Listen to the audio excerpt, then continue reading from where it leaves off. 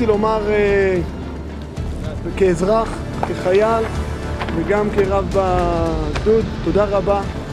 לאדוני ולכל הממשלה, שבאמת אחרי הרבה שנים בהיסטוריה שלנו במדינה, אני מרגיש באופן אישי, גרמת לנו לזקיפות קומה, שעם ישראל פתאום מרים את הראש שלו ולא מפחד מהאויבים ובמלחמה ומרים את הראש. כשעם ישראל עם ראש מורם, אנחנו מצליחים לנצח.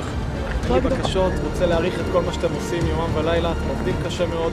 אנחנו נעשה כל מה שתבקשו מאיתנו